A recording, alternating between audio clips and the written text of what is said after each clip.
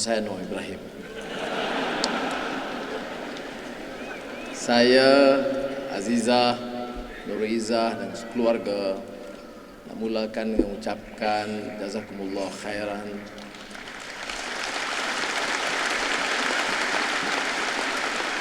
Setinggi-tinggi penghargaan dan terima kasih atas kesudian saudara sama-sama mendoakan dan memberikan sokongan dan simpati kepada kami dalam menghadapi ujian dan kemelut yang tidak berkesudahan. Tapi saya bersyukur kepada Allah SWT karena ujian ini tidak melemahkan semangat kita.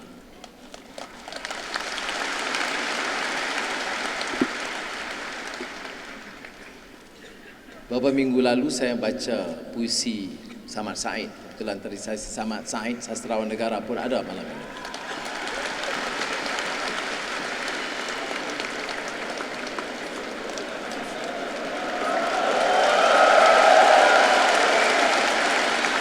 Isu dia apa?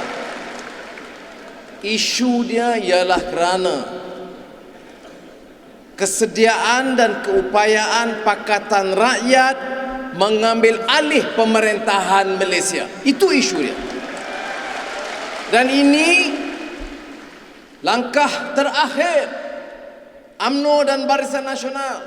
Apa juga cara yang mungkin, tipu hela, fitnah yang jijik, apa saja yang mungkin yang mereka jangka atau fikir boleh menghalang bukan kemarahan kami di atas pentas, kemarahan rakyat Malaysia menuntut perubahan di negara kita.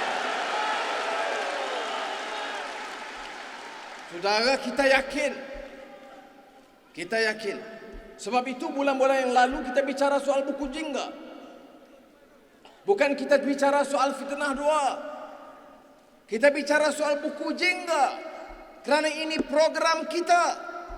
Kita minta debat dengan Datuk Seri Najib mengenai buku jingga. Bukan mengenai lubang dan najis dan mani. Mengenai buku jingga Datuk Seri Najib dan Rosmah. Dengar tidak? Apa yang mampu kita lakukan? PAS, DAP, keadilan bersama. Pertamanya juga menjamin pentadbiran tata kelola yang bersih. Saudara percaya serah pada UMNO, siasat boleh cari penyelesaian ikut hukum dan rukun keadilan. Bukan perkara baru. Kita dengar ucapan Tuan Guru Abdul Hadi Awang, kupasan beliau tentang prinsip ini. Negara harus negara hukum. Dalam kes Choi Solik, siapa saja edar tangkap. Dalam kes ini, siapa edar diraikan. Dan kebetulan orang diraikan itu namanya Rahim Tambici. Ini dia, jagoh baru, jagoh besar, tokoh akhlak baru yang ditonjolkan oleh UMNO, Najib dan Rosmah. Seorang pejuang moral Malaysia yang baru, Rahim Tambici.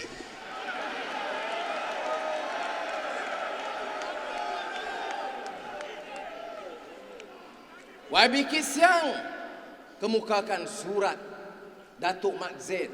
Siapa dia?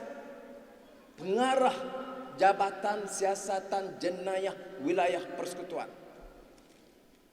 Yang menyiasat bukan saja kes saya tetapi beberapa laporan termasuk rasuah yang melibatkan bekas Perdana Menteri dan rasuah yang melibatkan harta.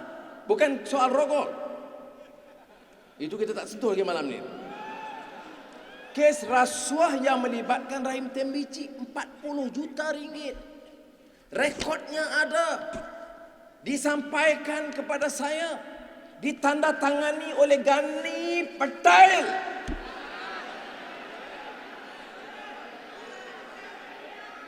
Sudah diselamatkan.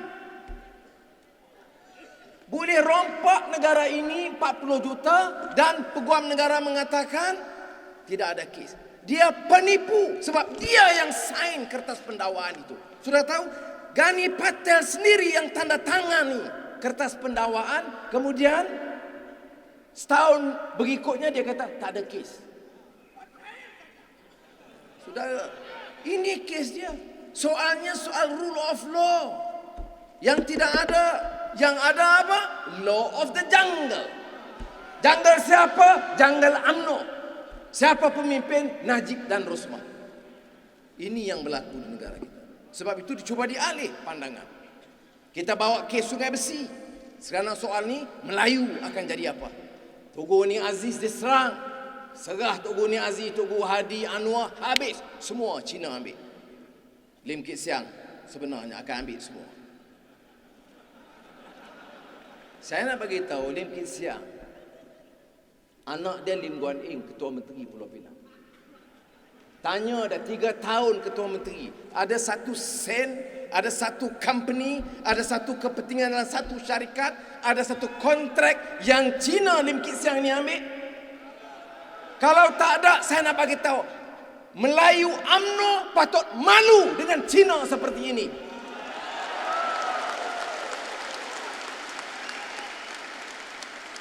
Ini bukan soal Melayu atau Cina. Soal tata kelola yang baik. Dan ini yang kita lakukan, saudara. Sebab itu yang kita nak bawa, nak ajak baca balik. Sebab itu saya tertarik dengar kupasan Tugu Hadi Awang. Balik kepada buku jingga. Balik kepada program kita. Jangan kita diheret bincang semua soal sehingga kita lupa. Semua rakyat jadi arif. Di Malaysia ini satu-satu rakyat di dunia yang tahu, teliti pasal liwat, pasal DNA, pasal money dan sekarang pasal video seks. Kerana pemimpinnya Datuk Seri Najib Tun Razak Al-Tantuya. Jadi saudara, sebab itu kita harus tentukan apa yang kita mahu. Kita mahu perubahan. Islah mastata'tum. Kalau kita mahu perubahan, maka kita kena beringat supaya jangan diheret untuk bincang hal yang sengaja yang direka. Saudara masih ingat? Kerana saya mangsanya 2 tahun yang lalu semua orang fikir, wah habis. Bukan semua orang UMNO habis. Money, DNA money habis semua. Kemudian sekarang Datuk T dalam kenyataan dia mengatakan nampaknya kes itu, kes pendakwaan terlalu lemah dan meleset. Oleh demikian kita kena reka cipta kes baru untuk hidupkan balik, untuk matikan karier politik. Saya nak bagi tahu, nak mati saya, mati bukan mati karier politik. Itu bukan kerja, bukan keupayaan. Hidup mati saya itu di tangan Allah SWT. Dan di dalam politik yang menentukan pakatan rakyat naik atau turun, mampu menguasai Putrajaya atau tidak, yang bakal menentukan UMNO dapat bertahan dalam bulan-bulan penentu ini atau tidak adalah rakyat Malaysia, dan saya yakin insya-Allah. Jadi saudara, ini yang kita harus kerjakan. Bukan hasrat saya nak bicara detail. Datuk Johari Abdul, dia lebih arif kerana dia nonton. Mereka fitnah mengatakan Azizah pun nak nonton. Azizah jawab dengan tegas. Pertama, dalam hidup dia tidak pernah menonton video lucah. Kedua, dia tidak pernah minat untuk lihat kerana dia tahu ini dosa dan kerja yang banyak buruknya. Dan dia kata kerja ini kerja haram. Dan ketiga, dia yakin dengan Anwar suami dia.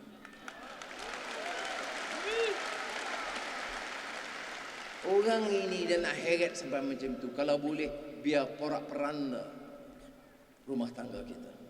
Kononnya pengarang-pengarang yang terkenal sekalipun, punya desperate, termasuk orang yang dikaitkan dengan choiceaholic dan sebagainya, desperate nak jadikan ini bahan politik mereka, sampai sanggup sentuh rumah tangga saya. Semasa Anwar bercakap, Azizah tak senyum pun, dan Nurul Izzah tunduk saja. Apa punya jenis manusia? Laki dia dituduh buat kerja ni, nak suruh bini dia senyum. Bodoh. Tak ada perasaan. Jadi saudara, kena ingat, apakah kita yakin sistem ini boleh berlaku adil? Saudara tanya saya ikut apa yang disebut oleh Tugu Hadi Awang dan saudara YB Lim Kit Siang. Kami tidak yakin. Kerana ini kali pertama dalam sejarah boleh edar video lucah dan dipertahankan oleh menteri, dipertahankan oleh Perdana Menteri. Tak ada salah. Ini kali pertamanya. Maknanya dalam sistem negara kita, orang UMNO bunuh tak ada tindakan, rogol tutup kes, rasuah tutup kes, video lucah tutup kes, kerana mereka berkuasa. Saudara, doa kata Allah Ta'ala, hentikanlah kezaliman ini. Karena mereka tidak mampu lagi. Terbukti. Siapa yang boleh nafikan bahawa edar video lucah itu salah? Tanya anak sekolah, tanya siapa saja. Tapi hari ini edar video lucah kalau menyentuh pemimpin Pakatan Rakyat, itu boleh diharuskan. Ini jenis pimpinan yang jijik. Saudara, kalau tujuannya nak tunjukkan Anwar ini orang jijik, saya doakan Allah Ta'ala, biarlah balik kepada mereka, supaya dan lihat jijiknya orang-orang UMNO yang terlibat dalam hal ini. Saudara, apa yang harus kita lakukan? Kuatkan jentera kita. Tumpu sekarang ke Sarawak. Petang tadi dalam mesyuarat Majlis Pakatan Rakyat, alhamdulillah, pembagian kursi di antara PAS DAP Keadilan selesai. Tumpuan kita turun nak kerja. Calon DAP, calon kita. Calon PAS, calon kita. Calon keadilan, calon kita. Kita Pakatan Rakyat akan turun sebagai satu pasukan. Kalahkan calon Barisan Nasional, insyaAllah. Kes ini diletupkan pada hari pembubaran Dewan Undangan Negeri Sarawak. Perencanaan yang licik, kotor dan jahat. Pilihan raya kecil Permatang Pauh, timbul soal sumpah laknat dan juga 2 adun perak yang didakwa kes rasuah. Dia tiap kali ada pilihan raya adalah kes terhadap saya. Jadi saudara, dia nak alih pandangan. Sudah tahu Sarawak ni apa? Ia melibatkan pemimpin negeri yang telah merampas dan merompakkan kekayaan anak negeri. Ada orang beritahu saya, dia kata Anwar tolong bagi tahu Ustaz Hadi Awang yang nak kempen nak jatuhkan Taib Mahmud sebab apa? Ini orang Melayu, orang Melanau, orang Muslim jadi ketua menteri. Bagaimana nasib kami ni nak dibela? Saya jawab, Taib Mahmud sama lamanya dengan Hosni Mubarak. 30 tahun perintah Mesir, rakyat Mesir lagi merempat. Taib Mahmud 30 tahun perintah Sarawak. Dia dan keluarga dia kumpul puluh bilion ringgit, rakyat merempat. Baik Muslim, baik Iban Kristian, baik orang Cina Buddhis, semuanya ditekan begitu rupa. Sebab itu kena kumpul kekuatan. Tanggungjawab kita turun, bantu mereka, sedarkan mereka.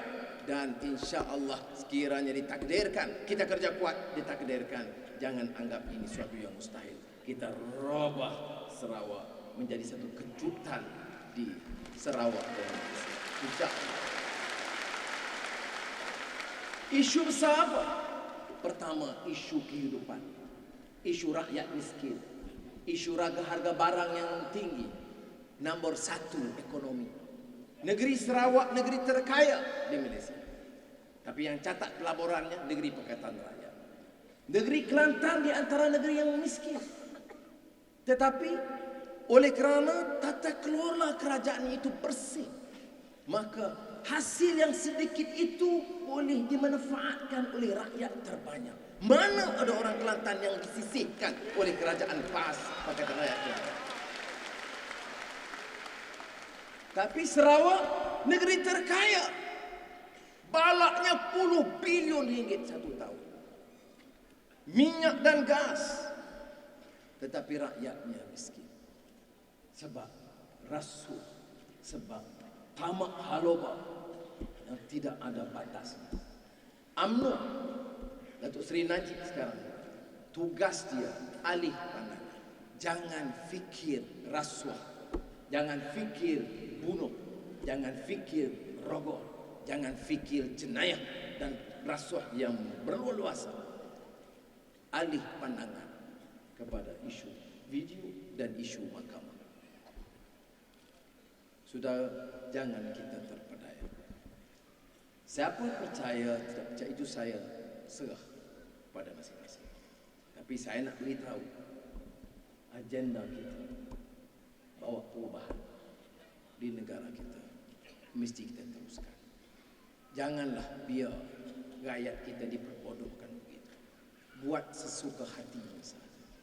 Aibkan orang tak ada perasaan sama sekali. Bukan sekali, bukan dua. Saya beritahu Azizah, 13 tahun dihina, diaibkan. Baca saja media mereka, tidak ada lain. Dia tak kira bukti atau tidak. Kalau boleh diterajang habis-habisan. Sebab apa? Sebab kita mampu. Dia tahu. Kalau kita tak mampu, kita pencil, dia bagi tol. Macam tol New York sih. Bagi tol sebab apa? Lepas tipu PKFZ, dibersarakan, kemudian dapat anugerah tun. Tun PKFZ.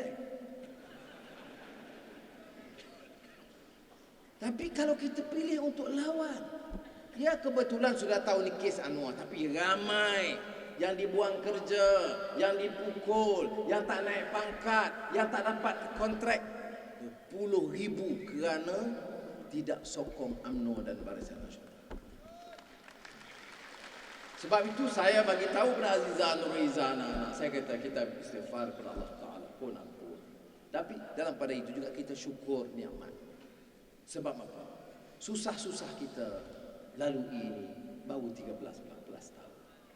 Tanya pemimpin-pemimpin PAS, berapa puluh tahun derita mereka dalam perjuangan. Tanya berapa orang yang terseksa. Lebih teruk, betul saya kena pukul. Tanya siapa dia pemimpin PAS dulu yang dalam ISA, seorang tokoh besar Melayu, marhum Dr. Burhanuddin Al-Halbi, dibebaskan dalam keadaan sangat sakit buah pinggang dan meninggal dunia pulang ke rahmatullah tidak lama selepas itu. Bukankah derita mereka itu melampaui batas dan jangkaan pemikiran kita? Saya sekurang-kurangnya masih sihat, masih boleh bicara kepada mereka. Ya. Sebab itu saya kata betul, saya istighfar kepada Allah SWT. Dan di samping itu tidak hanya menceritakan kesusahan kita tidak. Kita bersyukur dan selalu bandingkan derita rakan-rakan. Saudara lebih dari 50 tahun dengan sejarah pasang surut. Tapi juga sejarah pemimpin-pemimpin dan penyokong-penyokong derita. Beberapa minggu lalu saya ke Seremban, sambutan DAP 40 tahun. Saya lihat YB Kitsia dan Dr. Chen Manhi. Bukan dia kesian dekat saya kesian dekat mereka. 40 tahun, di 45 tahun dikecam, dihina, masuk keluar penjara, mainkan. Lim Guan Eng tokoh muda nak bangkitkan isu anak Melayu yang mengaku masa itu dirokok. Untuk itu dia masuk penjara. Karena itu undang-undang UMNO adanya. Jadi sebab itu malam ini kebetulan nama saya disentuh. Tapi saya rasa saya tidak akan melakukan yang baik sebaiknya kalau tidak dinyatakan bahawa dalam sejarah liku-liku perjuangan dengan onak dan cabaran lebih ramai yang telah lalui pahit getih. Bukan kira sejarah silam, sejarah nabi-nabi dan sebagainya, itu saya fikir yang setakat politik tempatan cukup untuk menunjukkan ada yang lebih besar.